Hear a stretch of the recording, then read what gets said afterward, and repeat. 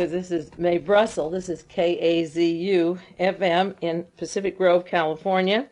It's broadcast number 648, and it's May the 7th, 1984. You reverse those numbers around. It is May the 7th, 1984. And we'll begin the program by mentioning, this is the third week I've mentioned it, that stamp the National Archives that I said the quotation came from The Tempest. What is past is prologue. That was Shakespeare. And then I bought a book this past week at a book sale, and I opened it up. It's about the far right wing in America and the Communist Party. And there was a foreword by William Noland in the book, and the foreword begins, "On the National Archives building in the nation's capital is etched the inscription, 'What is past is prologue.'" That's why the stamp has it 50 years on the anniversary of the National Archives, but what is etched up there was William Shakespeare in The Tempest, and don't forget it, because it surely will happen again. What has happened before will happen again. Last year, just at this time, broadcast number 596, May the 9th, 1983, I was talking about W.R. Grace, who acquired a DeLorean subsidiary, helping him out financially in Troy, Michigan. The John Kennedy assassination and the link of Henry Kissinger and George Bundy and the Harvard team working with the National Security Council, waiting safely for, in quotes, the duration of Kennedy's administration before Kissinger and Nixon could get back to power. The word duration with quotes was from the book The Portrait of a Mind of Henry Kissinger by Stephen Graubard, published by W.W. Norton. And then I was talking about last year the Hitler's Diary and the role of U. Trevor Roper, who wrote the introduction to Mark Lane's book Rush to Judgment, and U. Trevor Roper identifying the Hitler Diary and going into certain people that were very strong with Adolf Hitler, back in the bunker, the Battle of the Bulge, where we have our Fritz Kramer and Henry Kissinger, Wilhelm Mohnke, SS Karl Wolff, the hardline Nazis, and then these names surface up again, not only in the Battle of the Bulge, but at the Hitler bunker, then working with the last years of the war with Alan Dulles and William Donovan, making ready for teamwork when the war was over, and having a role in the Hitler Diaries that surfaced just a year ago.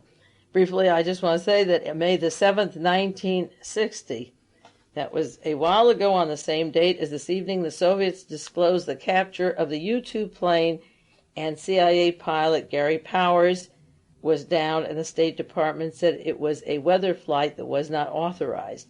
Remember the U-2 flight? That happened May the 7th, 1960.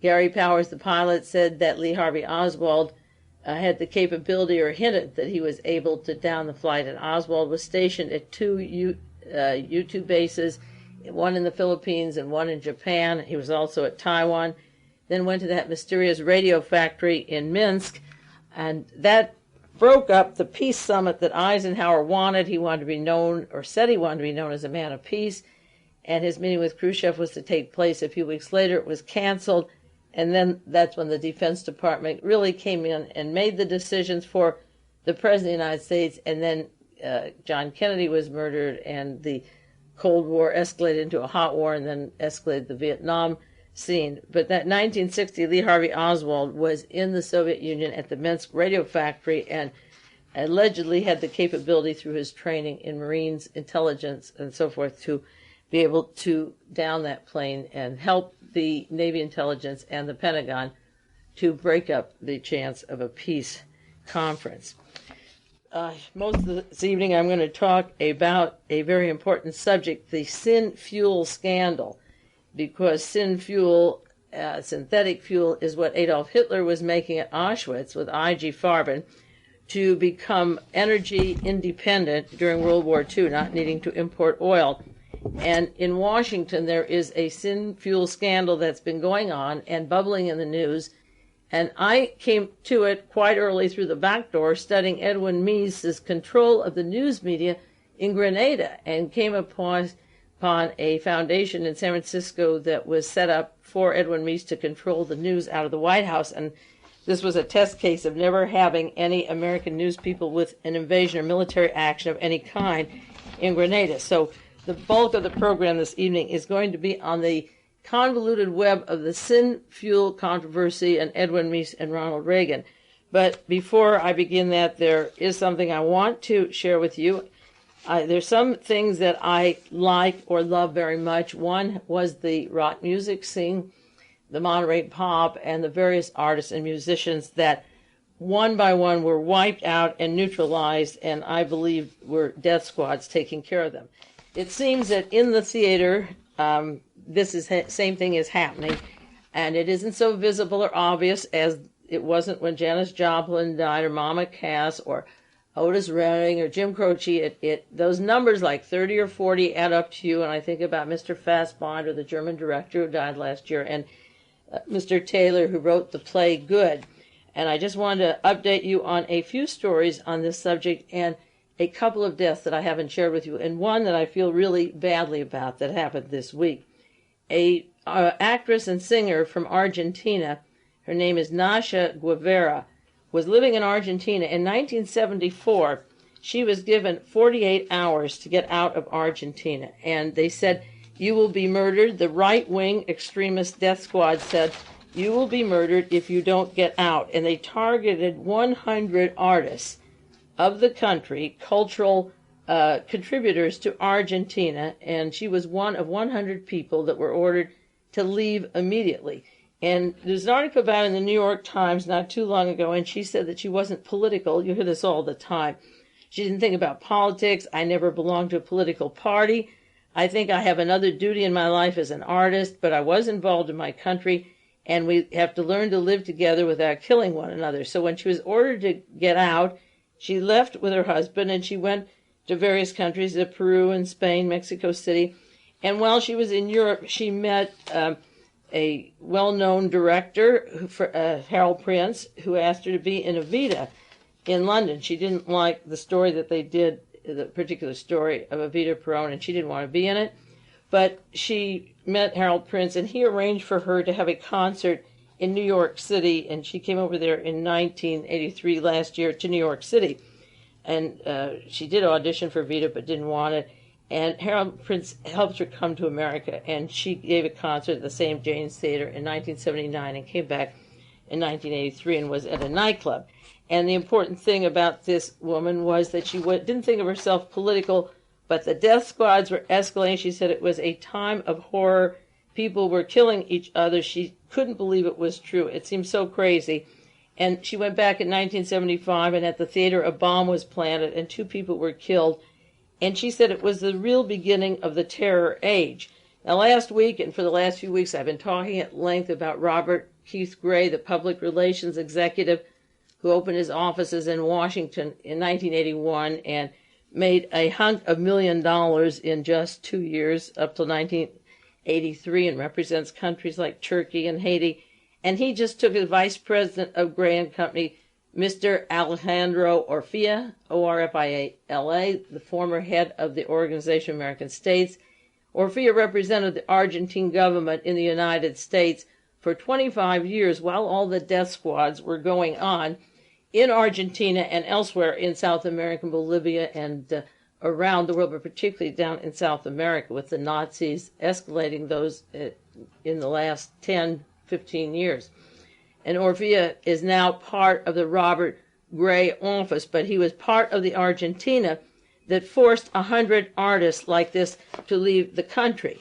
Now, one of the people, she's alive, but one of the people that concerns me who was murdered this was May 21st, 1983, just a year ago this week, or next week, Philip Fradkin. He was 61 years old. He was leaving the theater. He's musical director of 42nd Street, the play, the Broadway musical. He was struck and killed by a hit-and-run car. He was trying to get a cab on 11th and 57th Street in New York. He was killed. He was the musical director of Gypsy. The music for that was written by Stephen Sondheim and starred Angela Lansbury, and he was the musical director of Timbuktu, starring Eartha Kitt, who also was political in a way, and so is Stephen Sondheim, and he was thrown in the air and dead on impact. Another terrible loss, May 17th. This came just 2 weeks, or 4 days rather, before the one murder by the car of Philip Fradkin. Mark Syers, Syers, an actor who did appear in Evita and other musicals. He had the leading role of the Spanish singer, the tango singer, Mr. Magaldi, and I have the tape cassette in the car and the records. I listen over and over again. He opened with Evita in New York and was on the road tour then in LA, then went back to New York. He was in New Jersey. He was hit by a car that collided with him, and he was dead immediately with a crushed head. He also was in Godspell and Jesus Christ Superstar, but he had the lead song in Pacific Overture, the song Someone in the Tree. And if any of you read the story of Stephen Sondheim, again, the one who wrote Gypsy, who wrote Pacific Overtures, and Freddie Prinze, again, directed the Evita show in London as well as New York. This Mr. Syers sang Someone in the Tree. Now, just 2 years ago, this month, I did a broadcast. I was at KLRB those days and played for the last 5 minutes of the broadcast the song Someone in the Tree. Sondheim says it's his favorite song. He always talks about it. It's a very powerful song. It is a statement about the world and politics and selling people out, selling nations out, and how a person hears the deal by which we are literally undermined by our own members who betray us, in that case, Japanese selling out to American interests and American businesses. So he was hit by a car, had his head smashed, and Mr. Syers, who does that song, and it's on all the records, it's the singer in Evita and also Pacific Overtures, had his head smashed. And the reason I bring those up is that this week Alan Schneider was in London producing a new play called The War at Home by James Duff. We'll have to see what that play is about. Alan Schneider was hit by a motorcycle. The New York Times said there were no charges filed. The motorcyclist didn't require medical attention.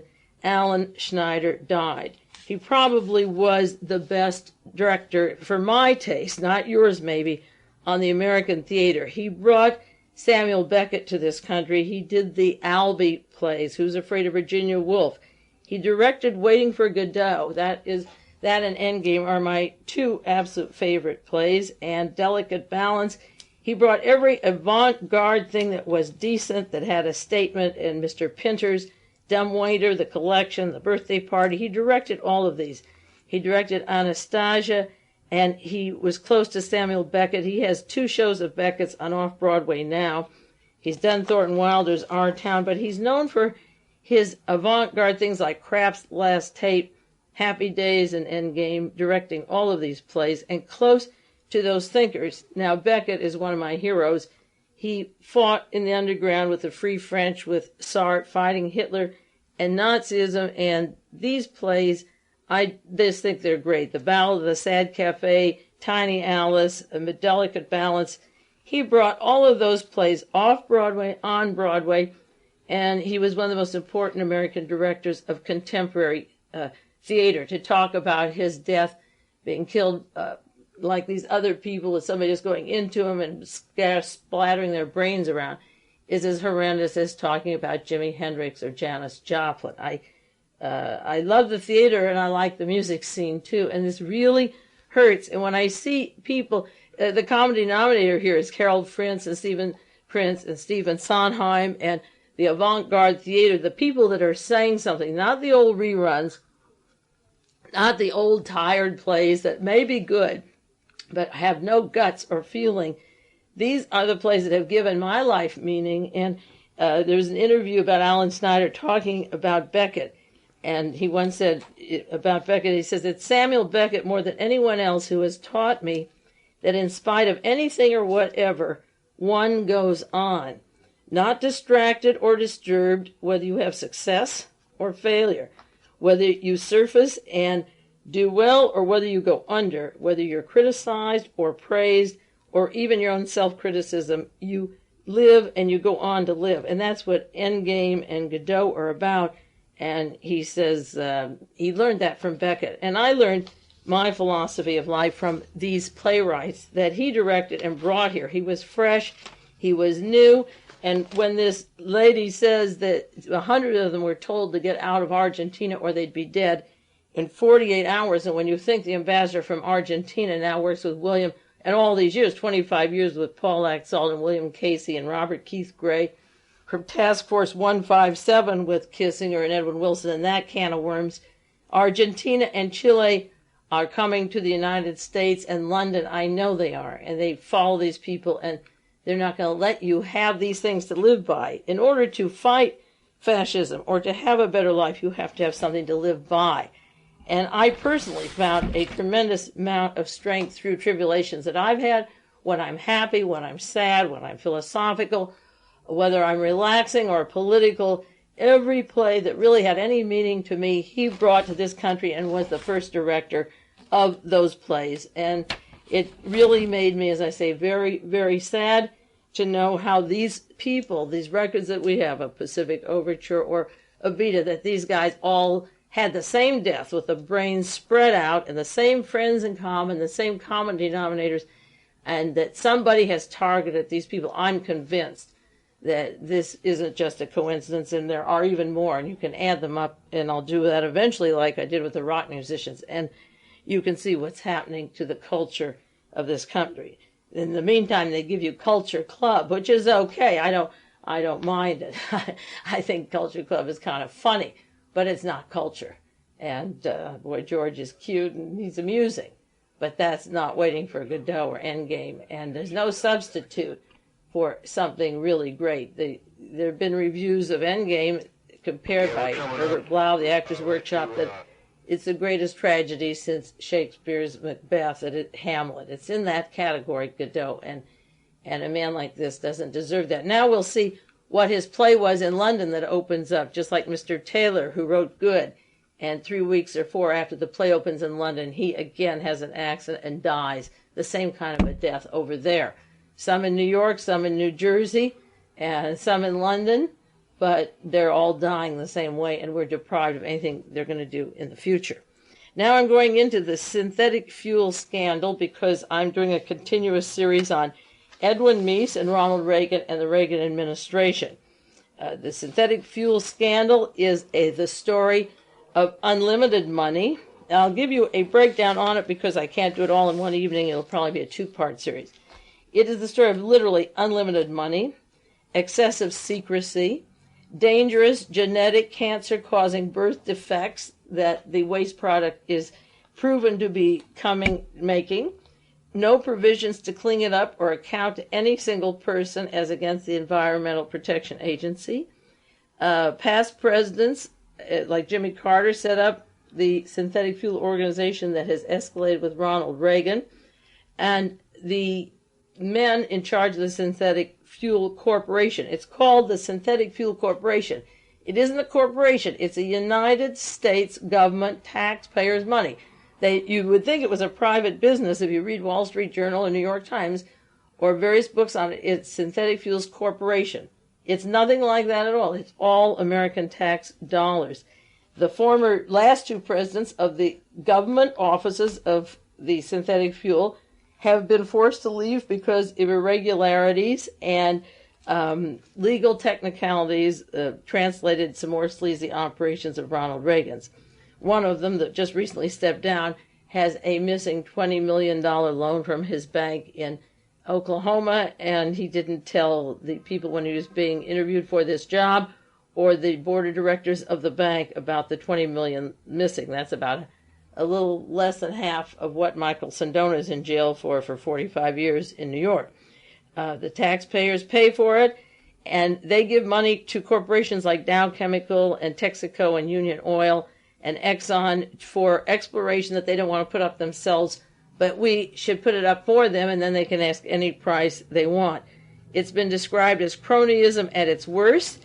It involves Ronald Reagan's closest associate, Edwin Meese, and Reagan close to the head of the Synfuel organization, and I'll go into the details of these seedy characters one by one. Now, the brief chronology of the way the story broke, I'm not going to give you all the items, but just a few of them. April the 4th, the San Francisco Chronicle, and this was in other papers around the country, but some stories were larger than others, Synfuel agency chief should resign. They're referring to a Victor M. Thompson, Jr., the head of a Tulsa bank in Oklahoma, who did, in fact, resign, but on April the 4th, they said he should resign as president of the United States Synthetic Corporation because he's either incompetent or he's unethically suited for the job. The salary is $135,000 a year. Outside of Ronald Reagan, it's the highest paid salary in the United States for anybody.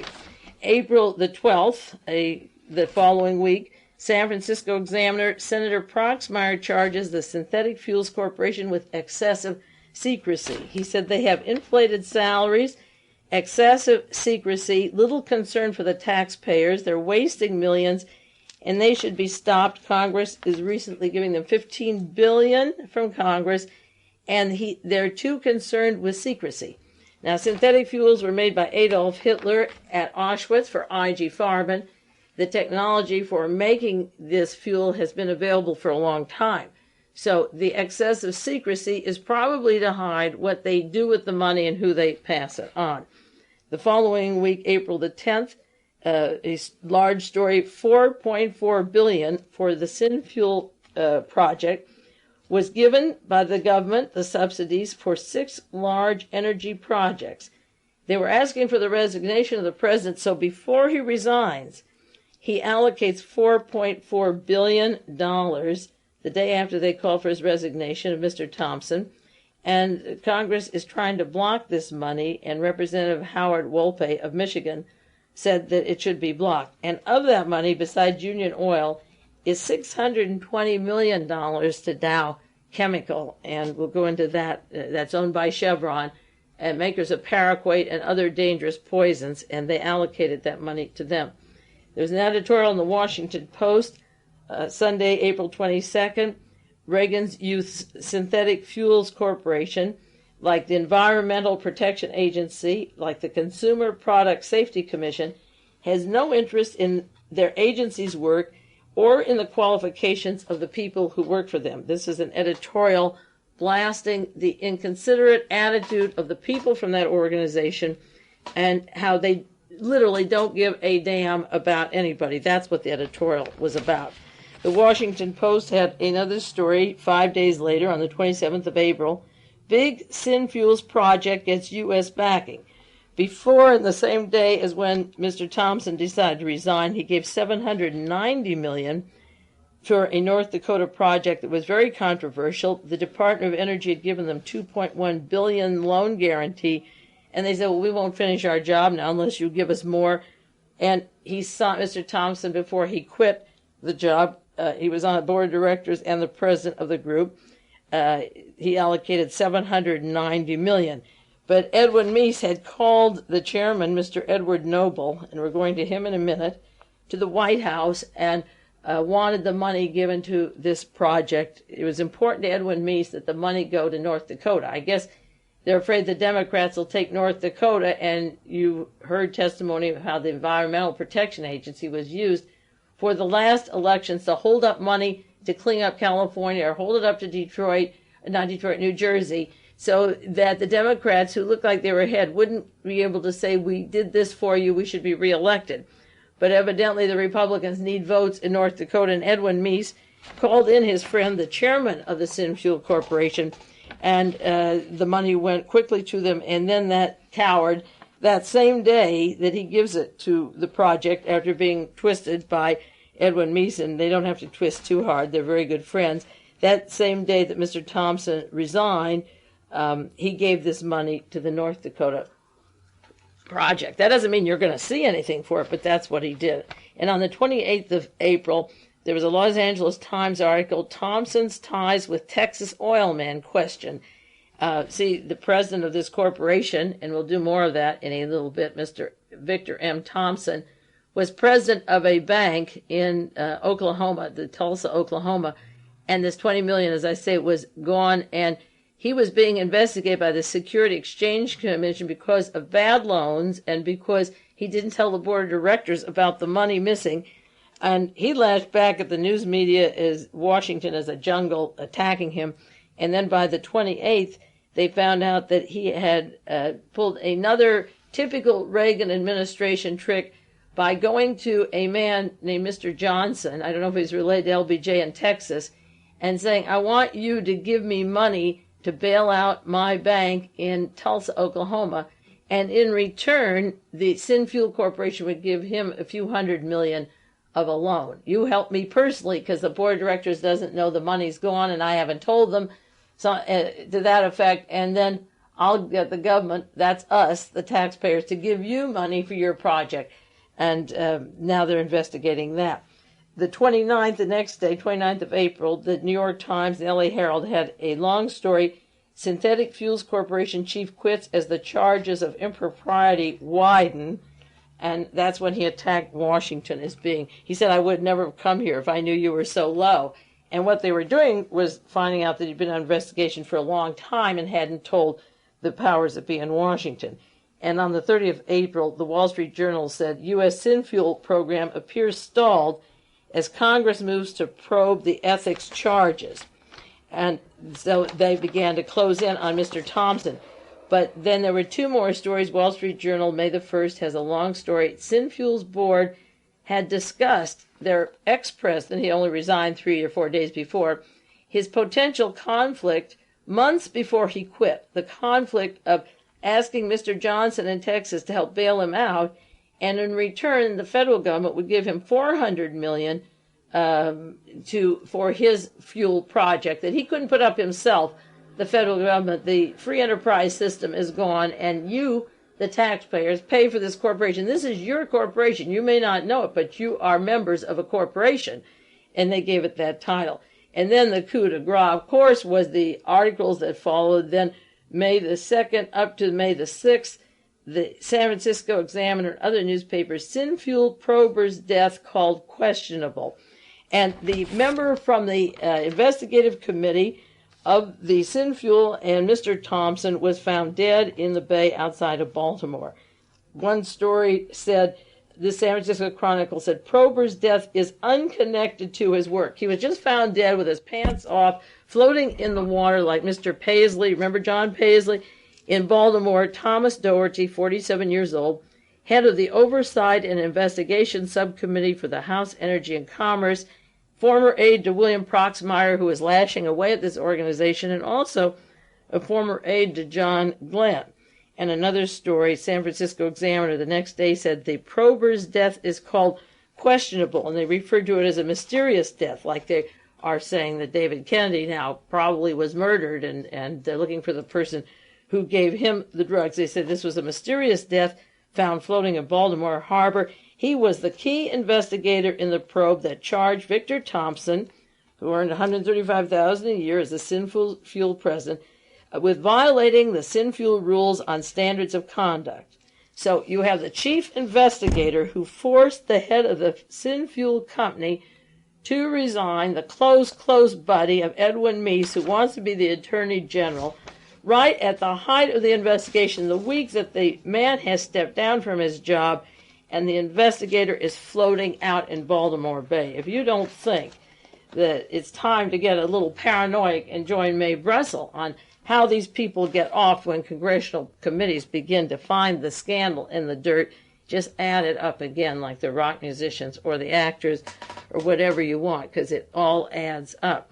Now, I'm going into the background of Edwin Meese and the power of Edward Noble, the chairman of the Synfuel organization, the corporation, our corporation, because I want to give you the state of mind of this man. Some of the references, those of you who get the tapes, I have the dates of the articles on that sheet that accompanies this broadcast, and if you listen on the radio, you can send self-addressed stamped envelope and get the bibliography of the sources and look these up if it interests you.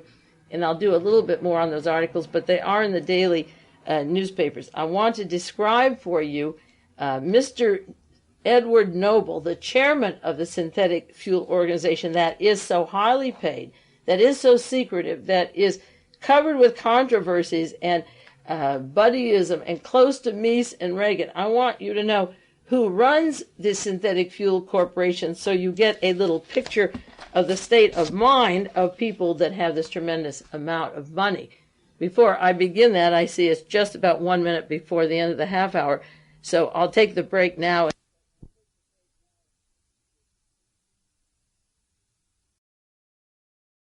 And continue on the second half now of broadcast number 648. It's May the 7th, 1984. I do want to say I didn't put on the disclaimer that before we begin the second half, I'm responsible for what is heard on this station is my research and my work, and I give the sources of information. So Kazoo is not responsible for what Mae Brussell says, but they offer the opportunity for all of us to share it together. But the book Reagan's Ruling Class by Ronald Brownstein and Nina Easton, it's put out by Pantheon Books. It was 1982. It seemed like just a year ago, but it's already a year and a half out, and with an introduction by Ralph Nader. There is a wonderful series. There are biographies of people in the administration of Ronald Reagan. And I hit upon the synthetic fuel story a while back when, as I say, the Grenada invasion took place, and there was this total control where no news people were ever allowed, and this is in the history of the United States going back at least 100 years, and the way that Caspar Weinberger and George Shultz and the Pentagon kept all newspaper people off for 2 days, and then by invitation they had to be flown out the very same day back to Barbados.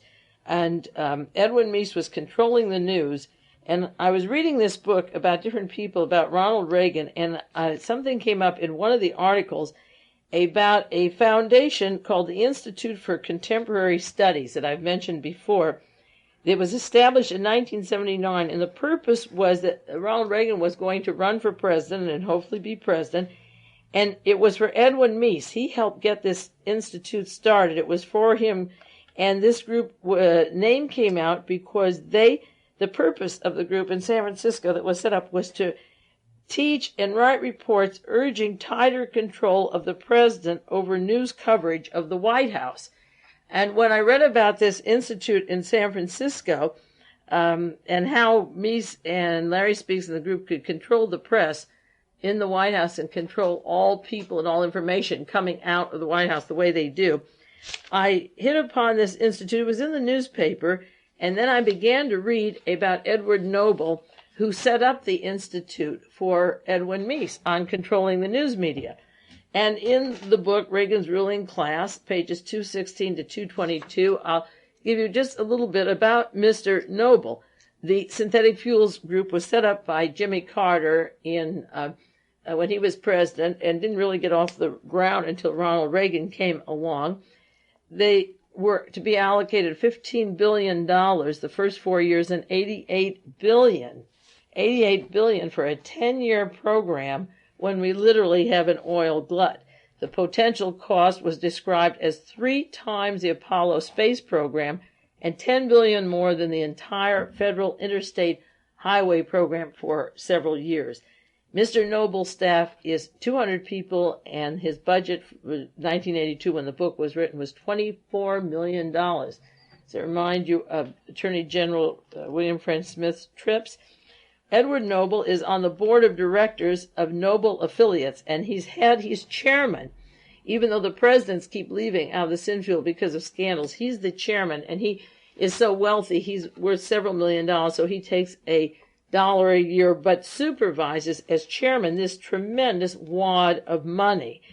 Now, Noble Affiliates, N-O-B-L-E, it's not Nobel like Nobel Prizes, N-O-B-L-E Affiliates, is combined oil drilling firms and truck lines and a company called Samadan named after his children. They have oil drillings in Ardmore, Oklahoma, in Louisiana, in Mississippi, in Alabama, in Florida, offices in New Orleans. He has other oil drillings in Oklahoma, Texas, Arkansas, with offices in Oklahoma City. His main offices are in Oklahoma, but the attorney for all of these is in Dallas Connection. This was in Dallas. There's another Dallas Connection I called to the Mises because of the William Moss Institute, and because this man is literally the godfather of Edwin Meese and has set the course or the route for Edwin Meese and then Meese to influence Ronald Reagan. He has oil offices in Canada, in Calgary, and also down in Australia. and shopping centers in Atlanta, and the Noble Inns, a motor hotel chain in Georgia, Florida, Ohio, and a Tulsa auto crane company, and director and principal stockholder of that. I looked up the Nobel Foundation. It was named after his father. I looked in various issues of Who's Who. I didn't find any biography of these people with this tremendous wealth. None of them are listed. I looked in Standard & Poor's and found the office of Sam Noble with Noble Affiliates in Oklahoma. Looked up every member of the board of Who's Who, and only one, Jack David Wilkes, was described as an international banker or a student of international money and worked with the National Bank and Trust Company in Oklahoma. There were no outstanding people for all of the funds they have and for all the work, because a lot of new money is intelligence money, Defense Department money, or Otto Skorzeny money. I looked to these corporations, into Who's Who, Dun & Bradstreet, the Standard & Poor's, to get some hold of where they came from, that they all of a sudden have these huge foundations.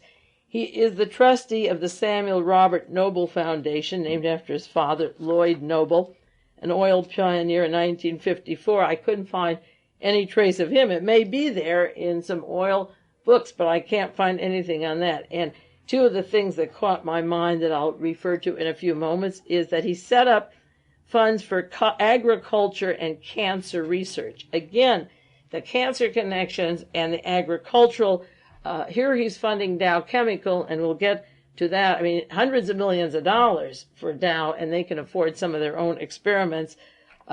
Agriculture and cancer, and as I say, I'll get to that in a moment. He set up and funded, he has a lot of money for think tanks, the Committee on Present Danger in 1977 to 79, which was one of those many think tanks set up for Ronald Reagan's inauguration, pre-inauguration campaign money. And as I say, the Institute for Contemporary Studies, which is how to control the news media. He set up money in 1978 for the Free Congress Resource and Educational Foundation. He set up in 1979 the Institute for Foreign Policy Analysis from Cambridge, Massachusetts, a conservative think tank for defense and foreign policy. The Nobel Affiliates Political Action Committee, funding 725 Republican candidates. And he's very political on the far right wing. He has a lot of influence in the Hoover Institute, 15-year member of the Hoover Institute at Stanford University, gave him $620,000, fundraiser for the Heritage Foundation, and he wrote that Heritage Foundation, he gave more than $1.2 million, wrote the political platform that was delivered to Edwin Meese and to E. Pendleton James, the man who does all the controversial hiring in the White House of these various crooks and people. And he had a strong conservative philosophy, and the money is on the line, and these reports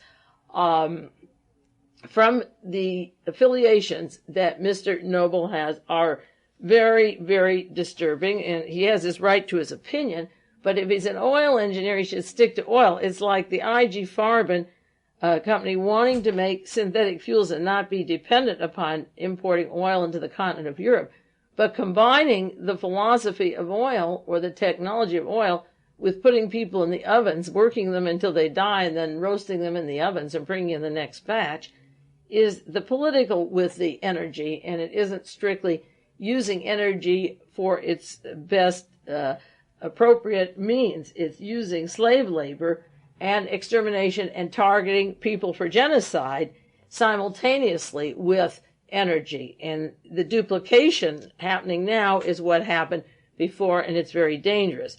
Now, in the book, Reagan's Ruling Class, it tells you the major issues of Mr. Edward Nobel. It says this massive Synfuel subsidy that they have, they don't know how much money the applicants invest in projects, or the government puts up money for Exxon and major corporations to experiment with, and it asks the question about that.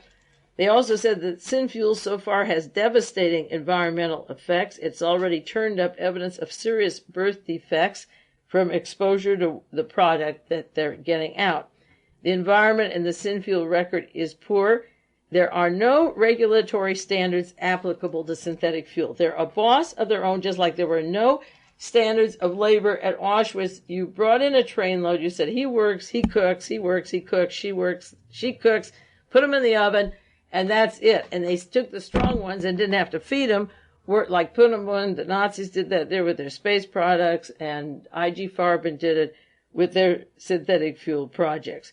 And there's no regulation here on the environment and what they're doing. The book about the Synfuel Corporation says that scores of potentially dangerous substances associated with the products are not covered under any Environmental Protection Act, clean air, clean water regulations that they're not applied well to the other agencies, but they're on the books. Nothing applies here. They have carte blanche to anything they want. The EPA hazardous waste regulations and waste materials have laws. There are absolutely no laws, and these kind of sleazy people with the far-right intent that they have are running the Synfuel program. This analysis of the group says the Synfuel add to that greenhouse effect that creates the motive for the space stations. They're polluting and adding to the effect on the air where the oxygen does not circulate and move, and this is the excuse for the book Alternative 3 or Gerard O'Neill or NASA space stations, is that greenhouse effect covering the Earth as a blanket. They are adding to that, and there is absolutely no agency to regulate the situation. They're creating what the Nazis and the space scientists said we need the space stations for. They're creating the circumstances right out of the funding of our money into the Synfuel situation. And they haven't studied the effect on the environment and minutes of the certain synthetic fuel products.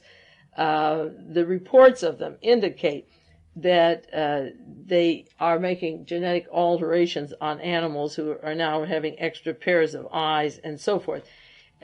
In summary, this book on the Synthetic Fuel Corporation said it is the very symbol of corporate welfare. They assist companies like Exxon, Texaco, Dow Chemical with billions of aid for future ventures that the private sector doesn't want to finance. Now, Mr. Edward Noble is very heavy into financing, as I say, the Heritage Foundation, and he presented a study that was made to Ronald Reagan and Edwin Meese. It was printed in the Washington Post, November the 10th, 1980, and I have a copy of it. The Heritage Foundation group made a suggestions to the new to-be president. This is late 1980, just before the inauguration, and was presented to E. Pendleton James and Edwin Meese III. Here are some of the things in the report. Abolish the Department of Energy by 1982. They haven't done that, but that's one of the things they wanted to do. And remember, a few weeks ago, I mentioned how on the program how Edwin Meese wanted to give Bechtel Corporation the uranium and the energy production in the United States. Do away with the Department of Energy. Revoke all executive orders requiring affirmative action for minorities. Get rid of all equal firing for black, yellow, Indians, Reds, whatever, Chicanos, or gays, or I guess lesbians, whatever you want. There's no equal. Revoke all orders requiring any kind of affirmative action. Strip the Office of Surface Mining of its powers just to, in quotes, make an example to other agencies. Take the surface mining and strip it of all its powers. Return the functions of the Environmental Protection Agency to states, not to the government. The government can pollute. The state has to pay to clean it up. Use agricultural exports as a weapon in foreign policy. Downgrade the National Security Council. Impose a 90-day moratorium on exports to Eastern Bloc countries. Boost the 1981 defense budget by $20 billion. Develop new strategic bombers. Deploy neutron bombs in Europe and raise your military spending by $35 billion every year for the next 5 years. Revoke any guideline that tells intelligence agencies how to operate in the Constitution. Take away all guidelines on the CIA and crack down on domestic radicals and revive the Internal Security Committee in Congress. Now, these are the projects that Edward Noble pays for and delivers to Edwin Meese. And then he gets these billions of dollars as chairman to decide that Dow Chemical and Exxon and the oil companies can have this money with no controls over them. Impose a 10% across-the-board personal income tax cut, convert the Occupational Safe and Health Administration and mine safety, literally do away with them and health and the mining, the accidents that take place. As I say, this was handed to Edwin Meese. This was a $100,000 study for the transition team. Meese got his copy and said, "We are anxiously waiting to get it in our hands." Oh, this was E. Pendleton James, who procures agents and employees for the Hughes Corporation, for the Hughes Airplane, and for Bank of America and Dart Industry, and he was on the transition team with Helene von Daum, and they were very excited to have it. Now, the study advised Ronald Reagan to recognize the reality of subversion and talk about the emphasis of the un-American nature of people who are dissident. I have an article that I cut out about 2 weeks ago at the Reverend Moon, Washington. The National Washington Times is being put out for the express purpose of money from Japan and Korea to the United States for Ronald Reagan to be reelected. And the whole gist of those commercials, night and day on television, is say we finally have an American view of history, as if you're un-American if you don't see that. They advised Reagan to use the un-American, the emphasis on un-American to dissidents, and they recommended the abolition of any restriction on domestic intelligence. And then this is one of their sentences, very important for you to know their mind, given the track record and the money and what they're doing to planet Earth. They said it is axiomatic that individual liberties are secondary to the requirement of national security and internal civil order. Take away the Clean Air and Clean Water Acts, rewrite them. This is literally a menu for fascism down the line, and that's why I began the broadcast on this subject by giving you some of the news stories up to the murder of the prime investigator of these people and the scandals they're in and the back scratching and the huge hunks of billions of dollars and millions of dollars that they've got. But this is what they care about the Constitution. This is, forget it, do domestic spying, call people who don't like it un-American, close an agency as an example, do away with Department of Energy, and do away with the affirmative action, boost the defense budget, and beef up the intelligence community, beef up the weapons, the neutron bombs. What more do you want from Edward Noble? Now, this is a man who is behind Meese and Reagan, who puts hundreds of thousands of dollars of his own money into these think tanks. As I say, he isn't in Who's Who. There's nothing about him. I don't know a thing about him. Now, along those lines with Dow Chemical, where they're giving them $439 million or whatever it was these past weeks, the Dow Chemical, there was an article in Washington Post, April 21st, this past week, called "New Twist Emerges in a PARAQUAT Lawsuit." It has to do with Chevron Chemical Company that owns Dow Chemical. The Rockefellers own Dow Chemical. They made PARAQUAT, that Peter Byrne that worked for Jimmy Carter, paid the Mexican government $43 million just to spray PARAQUAT on marijuana. You remember that? Well, a caretaker, a gardener, died of lung disease because he was using PARAQUAT. His name is Richard Farabee. And his attorneys is a small law office of 3 people versus a law office of the Chevron Oil, Standard Oil, the Rockefellers, with several hundred people. It's a David and Goliath case. And the Chevron people offered a settlement to the lawyers for Mr. Farabee, who in the meantime died of lung cancer from the PARAQUAT, and Chevron offered his lawyers a settlement fee whereby they would work for them for 3 years. They would pay the heirs, his children and wife, the money, a settlement fee, and the lawyers would work for them and turn over all their information that in the point of discovery or the case of the lung cancer would go back to the people who made the PARAQUAT, and the condition that they wouldn't sue the company again. In other words, if they could prove that PARAQUAT causes lung cancer, and this is what's been sprayed all around this state, their offices are in California. We get plenty of PARAQUAT in California.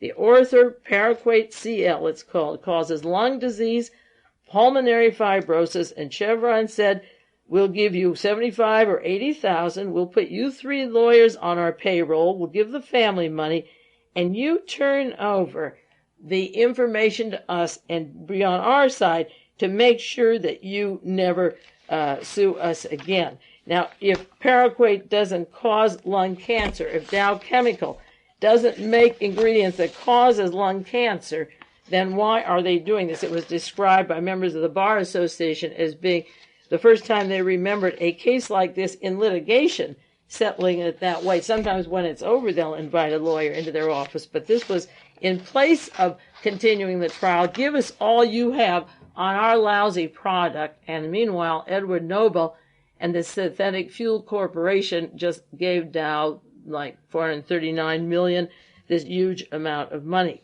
Now, in the book, in my father's house, David Emery, who reads and sees things that I talk about on this subject and reads these books and called me, I didn't see this, I have the book, I hadn't come to the pages yet. It's a story of the Larry Layton family and Reverend Jim Jones and setting up Jonestown and the relationship of the Laytons to that family. But it also has to do with agriculture. This book deals with the Laytons and agriculture, and Mrs. Layton, when she came to this country, her family was part of the IG Farben chemical compound, the chemical people over in Germany, and she came to this country and put up a good hunk of money for Jim Jones in Jonestown. But there are references here about Dr. Lawrence Layton, his son Larry, that was at the airport and shot Leo Ryan, the congressman down in Jonestown. And in my father's house, it describes how, I'm not going through the whole career of Dr. Layton right now, but he was working with biochemistry in the warfare division at Dougherty, proving grounds in Utah. And I've mentioned that on my broadcast about Jonestown. And he was studying ways at Dougherty to heal wounds, wound healing, and particularly after the flash burns of atomic devices. And Lawrence Layton arrived at Dougherty in 1951. His title was Chief of Biochemistry Branch of Chemical Warfare Division, studying pharmacological investigations of toxic agents. And this is the son and the daughter and the wife are going to go down to Jonestown soon, but this is what he's doing up in Utah. And he is studying agriculture and the relationship of agriculture to chemical and radiation burns. This book tells about Layton's personal research consisted of subjecting chickens to thermal burns in order to study the healing process. At the same time, he was devising tests to calibrate the effect of nerve gas. They used actual bombings in Utah by chemically armed jet planes coming down on these chickens, and they would experiment with them and measure and analyze the effectiveness of aerial chemical attack. He studied how to kill people with chemicals. His mother-in-law didn't like it, and there was a suicide in the family as a result of this. Dr. Layton was well aware that the position of research scientist with the Department of Agriculture was one of the jobs he took. It was several steps down from his military work of research and development, but he wanted to conduct medical research and publish his results. So as part of the Department of Agriculture, he said, I spent an awful lot of time running taste test panels to see if atomic irradiation affected the taste of cooked chicken meat. After that, we were busily measuring the degree of tension needed to pluck feathers from dead chickens. This book has a long background on biological warfare, on agriculture, on cancer, and one of the interests of Mr. Noble with his Heritage Foundation and his desire to increase the escalation of spying on Americans, of atomic warfare, of neutron bombs, escalating the budget and doing away with environmental protection agencies and so forth, is consistent with that kind of mentality that went on and does go on with our military and involves cancer and food. And as I say, in studying Edwin Meese, I go over and over again to these various characters who have cancer, what I call the cancer connections, chemical connections. And this office is very big. The Noble Affiliates was set up all these fronts and funds like the Stanford University, the Heritage, the think tanks, how to control the media, and as I say, the agriculture, the cancer, they hit all the bases, and they think just like the Nazis did during World War II, and that combination is very dangerous. Just this last week, April 26th, the San Francisco Examiner, Third World has cancer high. More people are dying of cancer in developing nations than in the industrialized society. The poor natives are dying of cancer, 590,000 cases of lung cancer. In Latin America, cervical cancer, 1 million premature deaths, children, adults, cancer all over the world, epidemic. Do you think it's in the food? Do you think it's in that they're targeted? Besides the droughts, they are certainly dying in large numbers of cancer. And I figured that out about 12 years ago when I read about the dioxin that was in the school programs, the food programs targeted for Chicago and Detroit of the poor blacks. It was about 12 years ago when I began to read that stuff and realized that these areas of population are being experimented with. Another story this week, May the 3rd, 1984, from the San Francisco Chronicle, the new cancer epidemic. And it tells you about the occupational exposures, the food, the additives, the environment, the pollution, and it goes into all the different factors that are causing this epidemic of cancer. So it's a real situation, but look at the people who are doing the polluting and the ruining of the environment, and add up that this kind of mentality can continue like Dr. Layton with his experiments and fund money to people who have no brakes at all to stop the pollution. Now, going back to those articles that I cited in chronological order, as much as we have time for in the next 4 minutes, I'll give you some more details. That one on April the 4th, the Synfuel agency chief was told he should resign. There was a conflict here between his having lost an operating loss of $20.3 million in a bank in 1982 in Tulsa, Oklahoma, and that he didn't tell the board of directors. Now, what would he do with our money if he's close to those people that are handpicked, that are his board of directors? It's a Utica Bank Share Corporation from December of 78 until he resigned in February 29th. He became the president of the Synfuel Corporation under Mr. Edward Noble. Didn't tell the hearing when he was going through the process of being screened through the hearings that he was under investigation by the Security Exchange Commission and that the probe had been going on since last July. And he comes into the Synfuels with this huge salary, the biggest salary, and he's the president of the $15 billion this year synthetic fuel program, and he doesn't tell his own board of the loss of $23 million in his own bank that he's the head of before he comes to government. Now, with this kind of missing money, and I always say if you want to check fascism, you trace the missing millions or the billions.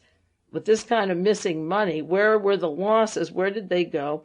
And why Mr. Thompson gets the appointment on this job as the Synfuel president under Edward Noble as the chairman.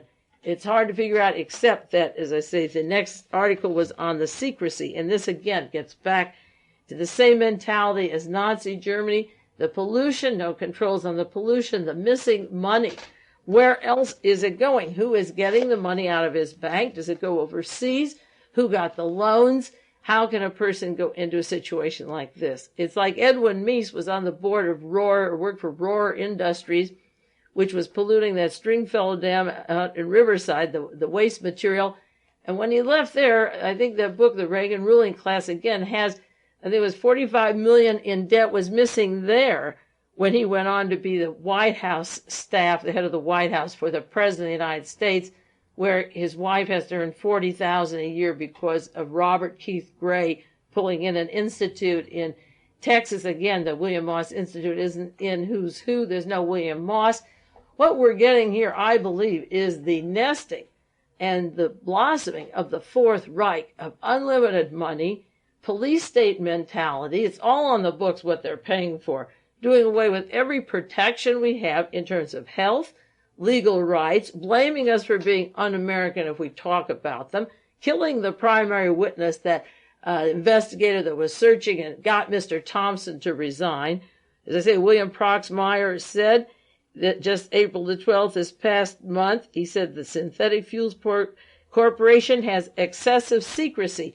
If they're getting our tax dollars, they shouldn't even have a secret. There's no secret on where you make fuel. There's secrets at Auschwitz and Treblinka and the various camps, or Punabun, where you have slave labor till you die. There's no secret on converting coal to make gasoline or fuel.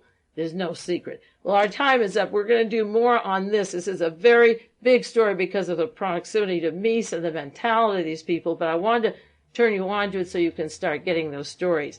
In the meantime, this is Mae Brussell. It's exactly on the hour. It's KAZU FM in Pacific Grove, California.